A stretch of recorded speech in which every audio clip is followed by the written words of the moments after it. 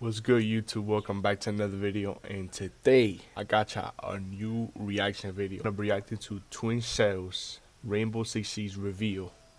The premiere just started 5 minutes ago, so let's get straight into it so we don't fall back a little too much, you know what I mean? So we get this video out, comment, like, subscribe, and I'm gonna see y'all in the video.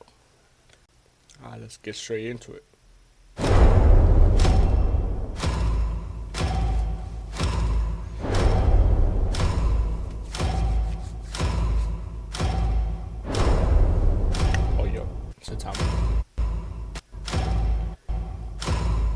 Hello everyone, and welcome to Operation Twin Shells.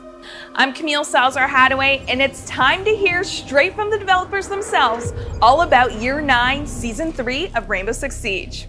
This season brings an innovative new operator and a versatile new weapon. Let's kick it off with an overview of the season from Creative Director Alexander Karpazis.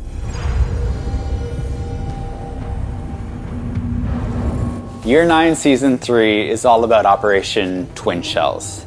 But before we jump into that, it's really important that we acknowledge that we heard from you and we haven't met the expectations that you had for Operation New Blood. And we want to reinforce that we are dedicated to this game and that we are putting more resources than ever into it. And you'll start to see that with Operation Twin Shells. Operation Twin Shells is all about the new operator as well, Skopos. This is Kyrie Galanos, who's one of the original operators from Rainbow Six, and she comes with 2 shells that she can control. This is a testament to the creativity of the game and the talent of our team to come up with unique operators like this that are still game changers. We're also introducing updates to anti-cheat and anti-toxicity, which is a major priority for us for the future of the game. And we have more like the Siege Cup coming in beta phase. We also have balancing changes. We have After Action 2.0 coming online, and we have so much more for you. We can't wait to dig into it. So let's begin. Let's talk about an important topic right off the bat.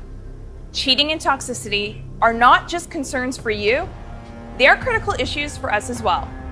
To address this, we've restructured our team to dedicate even more resources to these challenges. Now, to share exclusive details and updates on the current and upcoming player protection projects, here's Alexander Karpazis and product owner Lancelot Seiji.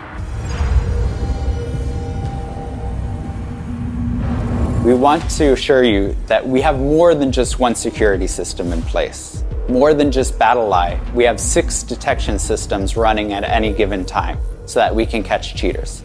And we're constantly improving these systems. On top of this, we want to talk about a pillar as well for our anti-cheat, which is binary hardening. Binary hardening is the act of obfuscating and making it harder for cheat makers to access the game. Think of it like a giant library, where a cheat maker is trying to find a specific book. For us, we'll be trying to change that book's location as much as possible. And even on top of that, changing the shelves and the entire library so that it's as confusing and as hard for a cheat maker as possible, so that in the end, they cannot effectively make cheats for our game. When it comes to Siege Cup, for those that have won and have cheated, they will be banned. But of course, their teammates will have access revoked from Siege Cup as well, ensuring that competitive integrity remains in Siege. Another area of improvement is time to ban. 75% of bans are happening 12 hours sooner now. And this is something that we'll be working on in the future to reduce that time as much as possible. As you may have seen in our August update for anti-cheat, the team has grown in size. It's now a multidisciplinary team that is actually one of the largest in-house anti-cheat teams in the world for any given project. And for us, that means we're totally dedicated to making sure that Siege is the best it can be when it comes to anti-cheat. In the anti-toxicity team, our mission is simple: ensuring a safe space for all players in Rainbow Six Siege.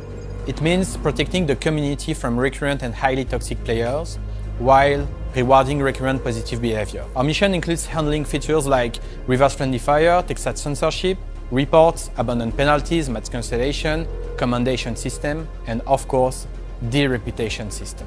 Our philosophy centers around three key principles: transparency, understandability, and clarity. In its current state, the reputation system has some weaknesses and is not trusted by the community. This is why we decided to overhaul it. It means reviewing its structure, the actions that are feeding it, and the in-game UI. And to be clear, a single negative action will have a minimal impact on you. Only the recurrence of this action will affect your reputation. We aim to give you access to those changes in YANA in S4. The system will remain in beta.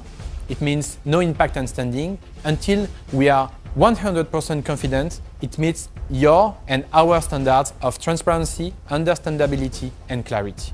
Additionally, we are still working on some very impactful features that we cannot wait to share with you by the end of the year. When you finish a match in Operation Twin Shells, things are going to have a brand new look. Please welcome senior game designer Vladimir Kozik to walk you through the new post-action report. Plus, game director Joshua Mills is here to talk about boosting the abilities of your drones. In new season, we are introducing post-action report in a completely new dimension. Instead of operator cards, there will be a new screen with teammates represented as 3D operators located on the same map they just played. Here they can command teammates and the opponents. On the next screen, instead of sequence of separated tabs, all progression like crank, clearance, battle pass, also including challenges this time, will be comfortably organized on a single page layout that highlights the most important information. I'm so excited with this update. I can't wait our players try it out and share their feedback with us. Drone Boost is a new feature coming to our attacker lineup. The goal here is to continue to reinforce our attackers, make sure they have the tools to get the job done. Intel is king in Siege, and keeping your drone alive is crucial to getting that intel. Some of the changes we did to Solus helped with that, but we want to go further. We want to give more power to our players, specifically the attackers.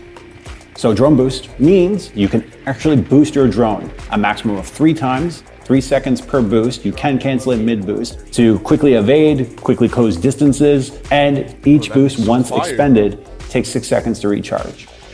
So the boost resource system is actually kind of similar to Maverick's Torch in the sense that you can cancel the action at any time and it doesn't fully deplete the boost.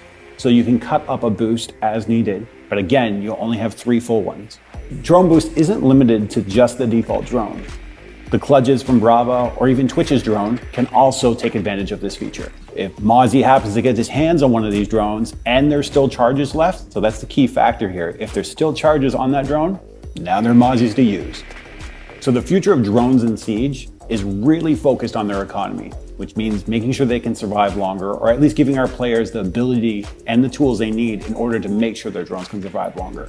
They should be used more regularly in the middle and late game of the rounds, and we want to make sure that you have those tools in your arsenal to be able to make things happen. If you like competition, this next update is for you. The new Siege Cup beta is coming this season for select players to test their 5 stacks in intense tournament play. A new reward system is coming as well for both Siege Cup and ranked matches. Plus, a few more interesting updates that live content director Christopher Budgeon is going to tell you all about.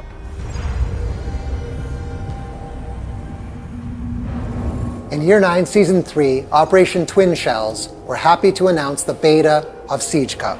We made the decision to restrict Siege Cup beta to the PC platform because we can be much more reactive. If something happens with the Siege Cup, we can address it much faster than with other platforms. We really want to launch Siege Cup in its full form in Year 9 Season 4. Competitive integrity is imperative for Siege. That's why having a beta to make sure we can register the squads, formulate the brackets, distribute the rewards, we have to get it right. To register your team for the Siege Cup beta, follow the QR code or the link that you see on the screen, and get ready for news about the first Siege Cup coming your way.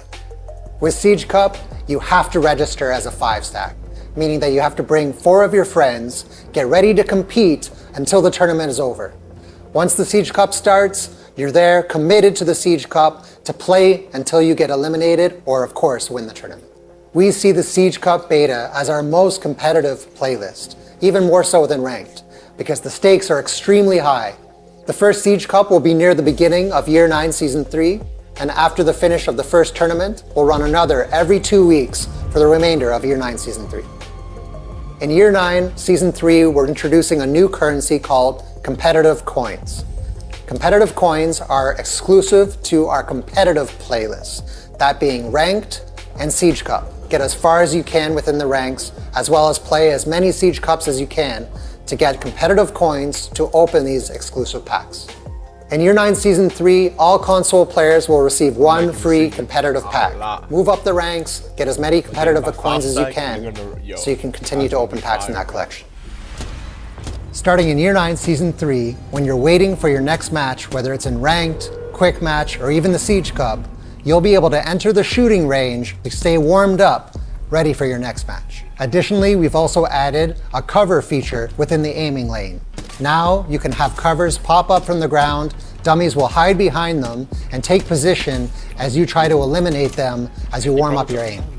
Both PC and console players will be able to enter the shooting range during matchmaking. 1v1s have become more popular within Siege, and that's why we've now added a 1v1 custom preset in Custom Game. There are 2 presets for 1v1s in Custom Game, short and long.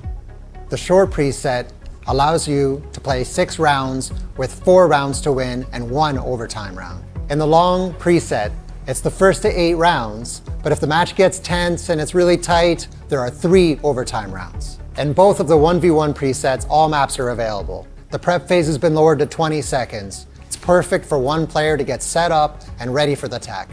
The bomb game mode is the featured game mode in both 1v1 presets. Roles swap every round.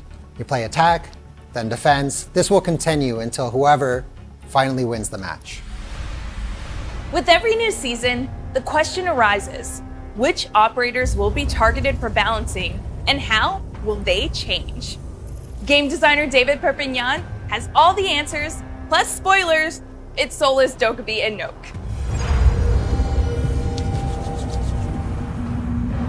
We are implementing the second round of changes for Solis. We know that our previous package was a bit harsh. We've been monitoring data just to see that everything went well. What we've seen is a decrease in ban rate and also in presence, but a steady trend on win rate. This new wave of changes for Solis is based in 3 pillars. The first pillar is the detection mechanic. Now Solis will use only the center of the screen to detect the gadgets, and those gadgets will be unidentified. You won't know what they are. The second pillar is the scanning or identification mechanic. Now we call it overclock, and once you trigger the overclock, your energy is refilled, and you'll be able to see every gadget in the center of the screen as identified. You'll know what they are. Aside from that, Solis will emit a warning to every observation tool. So basically, when she scans something or sees something, it doesn't tell her right away if that's some enemy combatant in a drone, or like is a drone or anything else, a Bravo drone.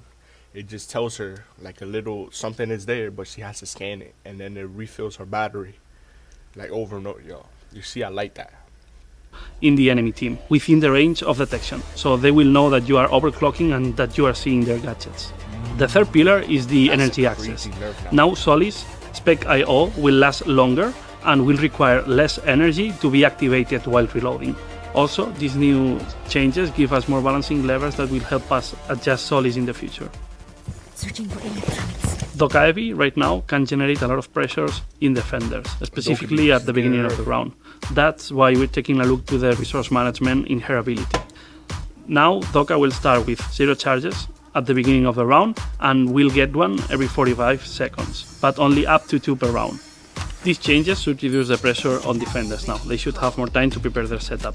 And Dokkaebi, players will be encouraged to survive longer to have a greater impact in the match. Global abilities like Dokkaebi's Logic Bomb have a great impact in the game, and sometimes with little effort from the players. We are aware of this, and we will take a look at it in the future, being part of bigger changes for the game.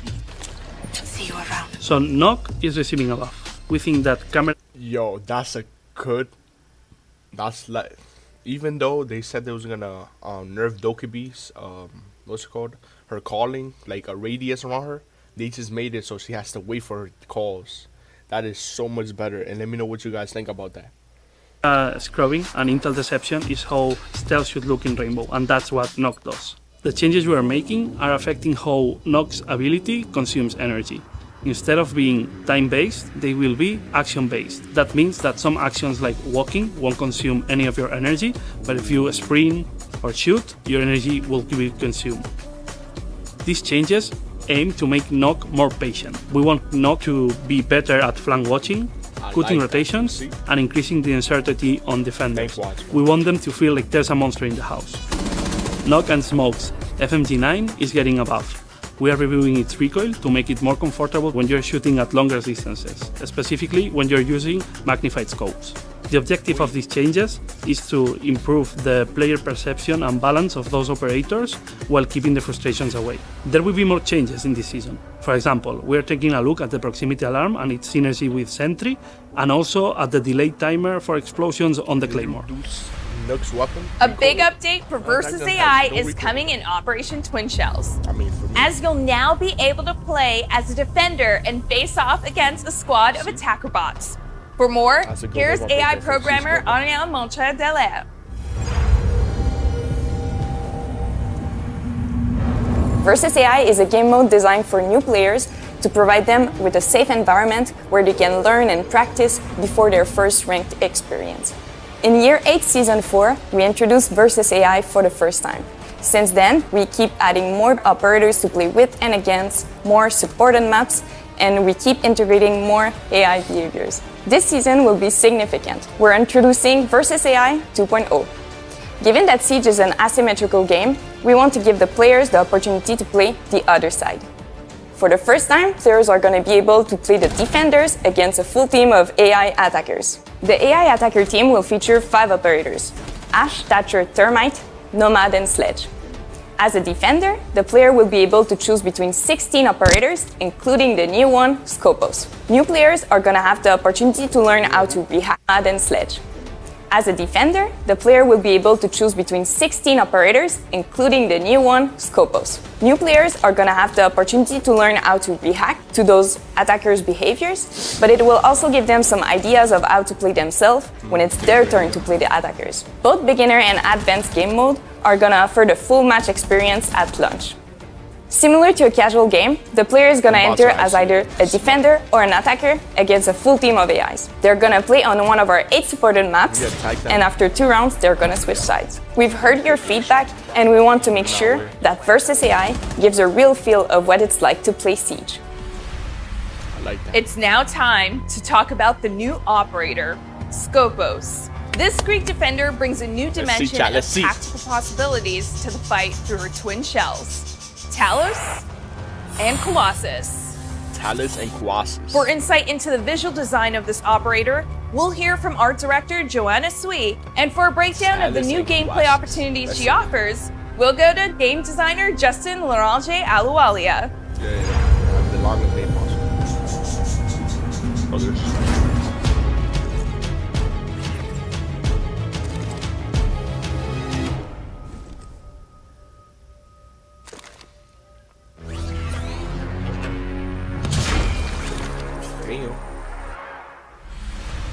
Scopos is from Ravenshield era, and her name is Coris Galanos. Her visual design is really based off of her story background and the trauma that she went through.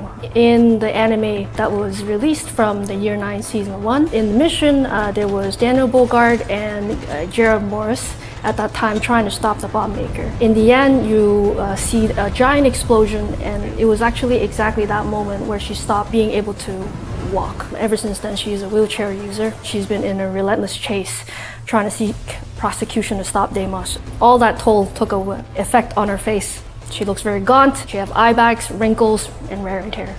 Scopos is a master strategist. She adapted her wheelchair into her command center like a pilot seat. She uses the shells to be part of the action. In game, you can hear her, you can see her face when you swap between the 2 shells. When we're designing her wheelchair and the robots, we really had in mind to make sure that she feels very grounded. So we went with analog old technology look. We really want to establish the fact that it's not smart AI robots. They're not invincible. They can be destroyed. When she loses Talos, Colossus, she's losing a part of her again. So for the design of the robots, we wanted to differentiate the two so you can identify them easily on the field. The difference are in the antennas, the shoulder pads, and colors and patterns are distinct to one another. We made sure to have the analog look by physically having buttons that you can push. They're wires that you can see, and they're not touch screens, they're not holograms, they are something that you can touch and feel. Back when she was a field agent, Kyurei surveyed the area from afar as a sniper. Now, she still watches from a distance, but in a different way. Thanks to her new tech, Scopus is able to maintain a wide network of control unlike any other defender. That's because what Scopus brings to the field is not one, but two remotely controlled robotic operators. These shells, wide network of control unlike any other defender.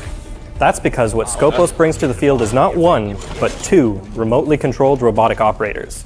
These shells, named Talos and Colossus, make up the V10 Pantheon system.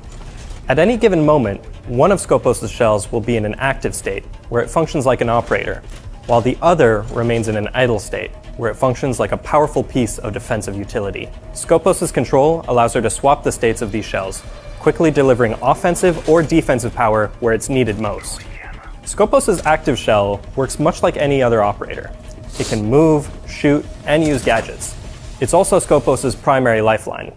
If a shell is destroyed while it's active, Kyurei's link is severed, and she's functionally dead for the rest of the round. 2 bodies does not mean 2 lives. Meanwhile, Scopus' idle shell will take on a defensive posture, deploying an integrated shield that functions much like a deployable shield secondary gadget. While in this state, the idle shell can be used as an observation tool by Kyurei and her allies. Additionally, Scopus can access her idle shell's camera directly at any time with the gadget button. While Scopus is looking through her idle shell's camera, she'll have the option to swap shells.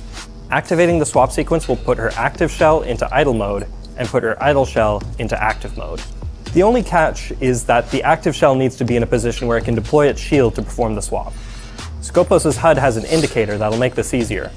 In fact, Scopus' HUD will display plenty of useful information about both shells, including whether the idle shell is under attack or being affected by an EMP. Scopus is a very tactically oriented operator that requires players to collect data and quickly act on it to maximize her potential. A strong Scopus player is one that makes frequent use of her idle shell to guide the actions of her active shell. For most players, Scopus will likely be a shallow roamer, operating near the bomb site while having the means to extend into a deeper roam or fall back and anchor as needed. If used strategically, she has the power to be one of the most mobile operators in the game. Scopus' idle shell can be a very strong piece of utility. Having the combined properties of a deployable shield and a bulletproof camera, this shield can offer a large amount of intel from relative safety. Scopus' idle shell is most effective when placed in key areas for the defenders to hold so that it can provide information and serve as a launching point for when the enemy least expects it. Yeah, Times 2 is crazy. Scopus is bringing a brand new gun to Siege, the PCX-33 assault rifle. Kyurei may not be bringing a sniper rifle into battle, but make no mistake, her shells are still packing some serious firepower. This weapon is precise, deadly, and heavily customizable, making it a versatile tool for a versatile defender. For a sidearm, Scopus carries a P229, a throwback to Kyurei's days in the Greek Special Forces. Scopus also has access to secondary gadgets. These are shared between her 2 shells. Her first option is impact grenades, a great choice to maximize her mobility and roaming potential. Alternatively, Scopus can bring proximity alarms. These synergize great with her idle shell, helping her know exactly the right time to take action. The Pantheon shells are 2 health, 2 speed operators, having been built for a balance between durability and mobility. Given their unique nature, Scopus' shells have a few special interactions. A good rule of thumb is to think of her active shell as an operator and her idle shell as a gadget. The first interaction you might wonder about is EMPs and gadgets that target electronic devices, like IQ. While Scopus' shells are electronic, the active shell has an active countermeasure that protects it from anti-electronic effects. It won't completely stop them, but it will prevent Skopos' active shell from being fully disabled by an EMP. This protection doesn't extend to the idle shell, however. Disabling effects will prevent Skopos from using the camera and swap features. Skopos' greatest counter is Dokkaebi. The hacker's calls are a threat to any roamer, but they also block Skopos' strongest escape plan. Additionally, Dokkaebi's universal hack can give her team access to the idle shell's camera. Brava's Kludge drone can overheat Skopos' idle shell. However, this takes a while, and gives Kyurei a warning on her HUD. If she's fast enough, Skopos can swap to activate her countermeasures and prevent the overheat. In addition to being an electronic gadget, Skopos' idle shell's shield can be destroyed with Skopos can swap to activate her counter. You see, the robot that was getting hacked, it was 4 HP, and then it was overheating. Then by the time measures she switched, and prevent the overheat. Look, the bot. Oh wait, never mind. That was the bot she was using before. It was already low. In addition to being an electronic gadget, Skopos' idle shell's shield can be destroyed with explosives and similar effects, leaving the idle shell exposed for an easy kill. The glass can also be shattered, preventing allies. Skopos' idle shell's shield can be destroyed with explosives and similar effects, leaving the idle shell exposed for an easy kill. The glass can also be shattered, preventing allies from fully benefiting from its utility.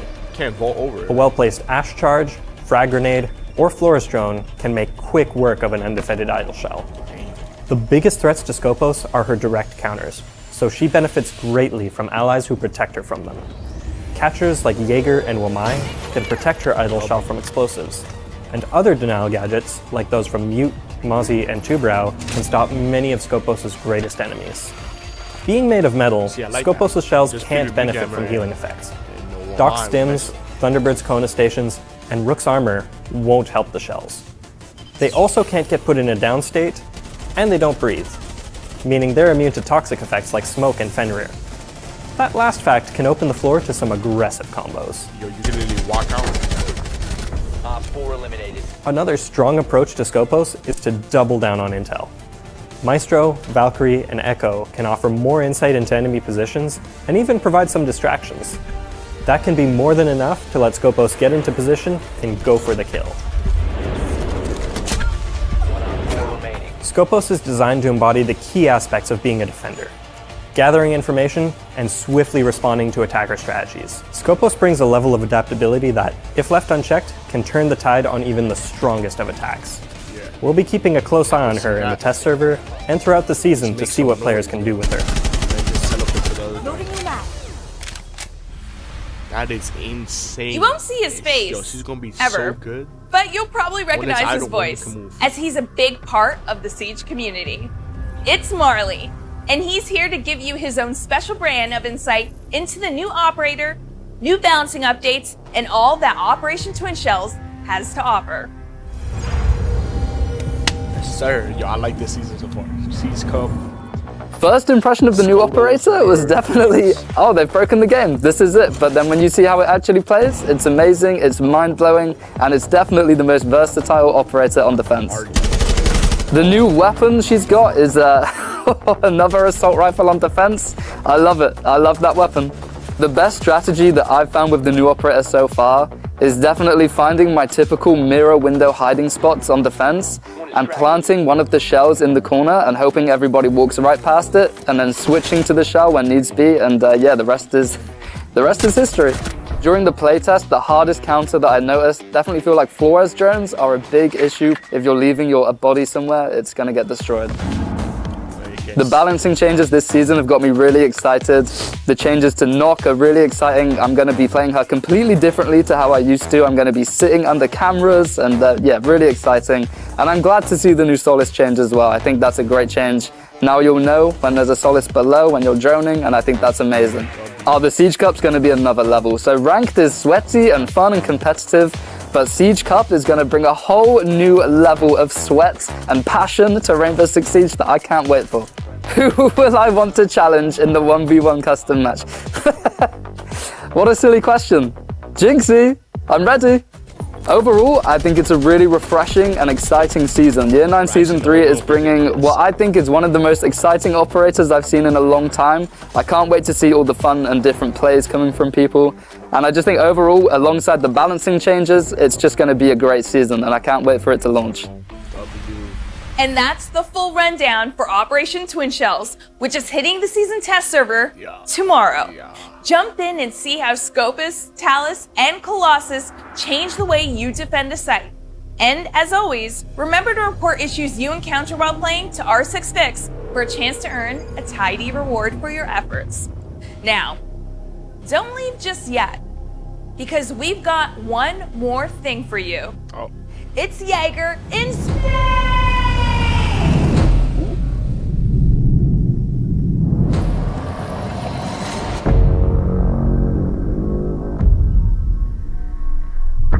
What is this? Jaeger in space?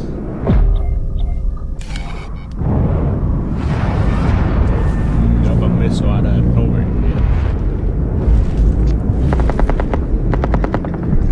Where's he shooting?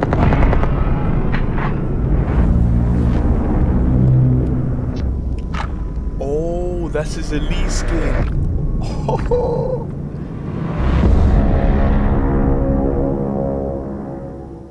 Oh my goodness.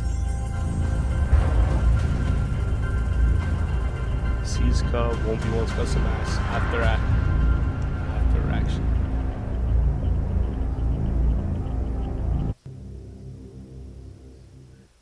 Yo, chat, let me know what y'all think about this so far. Honestly, this season is looking very strong. They said they're gonna take care of the cheaters, and it looks like they are. And let me know down in the comments what y'all think about this, because, yo, I'm hyped. So make sure you guys comment, like, and subscribe. I'm going to see you on the next one. Peace out. And make sure to pray to God. He's always there for you. Even though you might let him down, he's still going to wait for you. So you come back, he's going to hug you. He's going to love you. He's going to do everything in his power for you to be the best person you can. So make sure to pray. And I'm going to see you on the next one. Peace out.